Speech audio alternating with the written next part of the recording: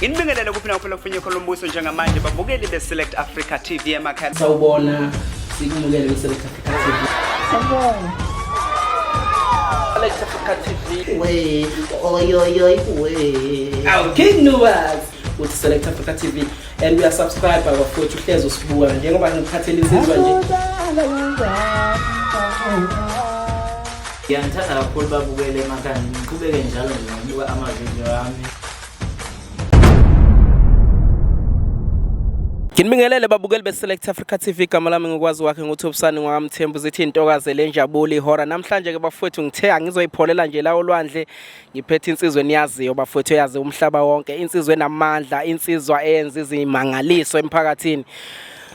But asikubingelele sikwamukele kwiSelect Africa TV. Ngiyabingelela kubabukele emakhaya beSelect Africa TV.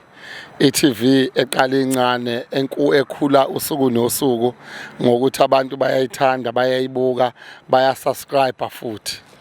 But wami iTV ethandwa abantu namhlanje ke sila sipholele la olwandle kodwa ke sizoyixoxela nje ngoba siyabona awumile uyakhuphuka kunezinto osuzenza manje ibusiness ukhona ubunyanga ubukhona umfundisi ubukhona yonke into ikhona. Usiphatheleni namhlanje wenzani usenzani siwumphakathi? Ayikho into ethini enginiphathele yona kodwa nje phela ngoba ngithe ake nginibize ukuthi ngizokwazisa abantu ukuthi bangathuka abantu mabe ngibona sengingene kwezepolitiki. Lokho engizokwazisa abantu bazenye impilo kaDlamini bazi nezathu ezingifake ekuthenini ngize ngithole sengiyiphathe and yepolitiki. Hayi ngoba ngizodivide abalandeli bami, hayi ngoba ngizodivide abantu abangithandayo abangalithanda iqembe ukuthi abanye abathande ngoba phela abanye banakho lokho ukuthi awushuthi Dlamini njengoba usungene kwipolitiki kunabantu abakuthandayo asebezokhela kuwe ngoba nakho wena usungene kule politiki. Ipolitiki nomsebenzi wami nabantu akusho lutho. Ipolitiki iyona ebusayo manje. Ipolitiki iyona yenza izinto zenzeke. Ipolitiki iyona yenza ukuthi mawukhuluma ulalelwe. Within yona ngeke uzulalelwe.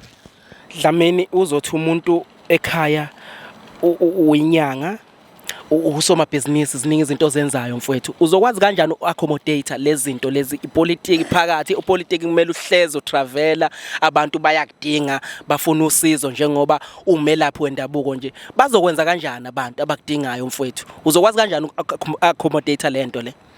Abantu mina abangidingayo bazoba nensuku abaziyo ukuthi especially ngama weekend mina ama weekend ngisuke ngikhonza ngesonto ngiyakhonza njengoba ngene kwipolitiki nje ngangena kwinhlangano vele eyazi ukuthi ngamasonto siyakhonza ayikho into ezokwenza iphazamisane nesonto noma nesabatha.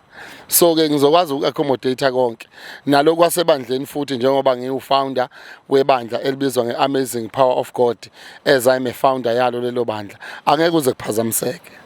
Dlamini uyayibeka iyacaca mhlambe uzothi omunye umuntu mina ngiyumlandeli noma ngingumlandeli welinye iqembu emangifika ngigqoke iskipa selinye iqembu ngizokwazi ukusizakala mina noma mhlambe uzobe ukhetha abantu? Ake ngiqale la inhlangano okuyona esikhuluma ngayo inhlangano ebizwa ngeATM African Transformation Movement okuyona eyakhiwe ngesisekelo noma ifoundation yayo ethema yakhiwa ngaphansi kwesisekelo senkolo 1 2 ithema yakhiwa ngabantu abamnyama ongekho abantu thizeni ngemuva okuyibona abazobanika ipressure kuze kufinyelela lapha ekuthenini abasakwazi iqembu alisakwazi ukuyithathela izinqumo without ukuhamba liyo consulta somewhere kubantu ababehind lona.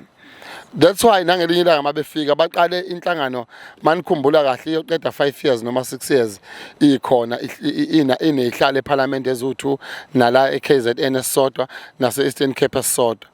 Uma ngabe befika beza kimi babekhuluma nami ngaze ngayivotela ngokukhuluma kwabo ngibona izinto abayibeka ezingama fact ngempela kuke kwakhulunywa la kwabuza ukuthi Dlamini wake wangibuza wena wathi Dlamini wena uthini ngalo 500 billion owadliwa ngathi mina ngifune nakukhuluma ngalo 500 billion vele ngangeke nguthole uyabo. So angixaki ngento engeke ingisize mina ngixaka ngento ezongisiza even kubalandeli bami, ngixaka ngabo ngoba vele bayangisupport njengoba kunenkonzo nje mhla ka1 kuyo lenyanga leso iqala October 1 October ekseni ngo10 lapha eYMCA.